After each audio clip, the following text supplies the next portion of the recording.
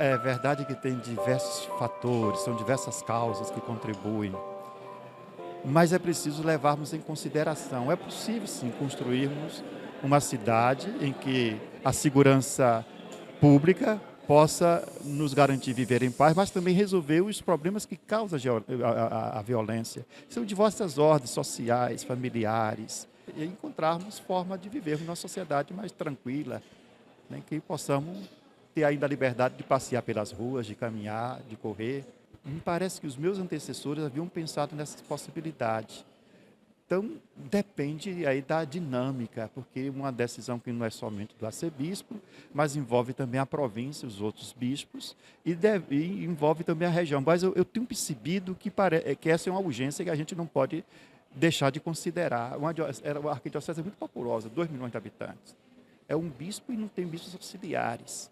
E realmente, quando a gente divide, facilita mais a evangelização, mas não depende da minha vontade, né? Porque requer analisar uma série de fatores, até de viabilidade econômica de uma nova diocese, qual região seria essa. Mas eu percebo que há uma demanda que é preciso a gente considerar, avaliar isso, se é necessário ou não dividir a nossa arquidiocese. Os arcebispos aqui fizeram uma boa história. Eu percebo que o Dom Marculino deixou uma grande contribuição.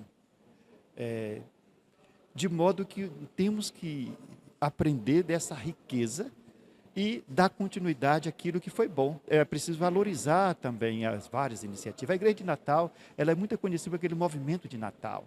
Eu penso que aquilo que inspirou o movimento de Natal, essa preocupação de encontrar respostas para os problemas daquela época, deve nos inspirar também, nos inquietar para encontrar respostas para os problemas do nosso tempo. A questão do acolhimento hoje eu percebo que é muito importante para o fiel de modo geral. Muitas vezes nossos fiéis criticam na nossa igreja é a frieza. Numa comunidade, às vezes, adoece uma pessoa. E às vezes o pessoal se queixa que a ausência dela não foi sentida na Assembleia. O Papa Francisco também tem uma atenção, especialmente com essas categorias que são excluídas. Aí a questão do acolhimento é a essência do Evangelho. A igreja ela é mãe, e como mãe ela deve ser acolhedora.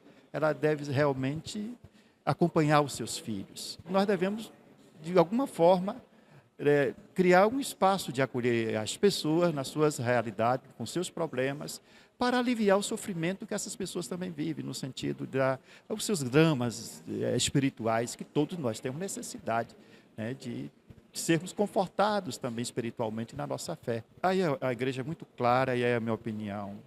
O aborto fere o mandamento de Deus. Não matarás. A vida ela deve ser tutelada desde a sua concepção até o seu fim natural. E a questão do aborto é uma questão tão séria que envolve questões éticas, morais, espirituais, de ordem religiosa, que não dá para 11 pessoas decidirem isso. Não é uma questão meramente jurídica.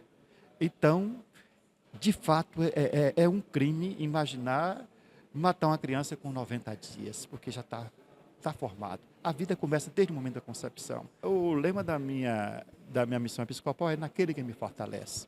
Isso expressa a profunda confiança em Deus para que, assim, numa atitude que eu hoje chamo de sinodalidade, de escuta as pessoas, escuta o Espírito Santo, encontrarmos respostas. O grande desafio hoje é realmente sermos uma igreja sinodal. Uma igreja sinodal escuta os seus membros, os seus diversos conselhos têm que ser valorizados. Então, nesse momento, é escutar e ver para onde o Espírito Santo vai nos conduzindo e ter a coragem também de responder às interpelações do Espírito Santo. O pensamento de Deus não é o nosso. O profeta fala uma grande distância entre o que nós pensamos e o que Deus pensa. E o nosso esforço é de entender como o Senhor nos interpela e responder aos grandes desafios que Ele nos coloca.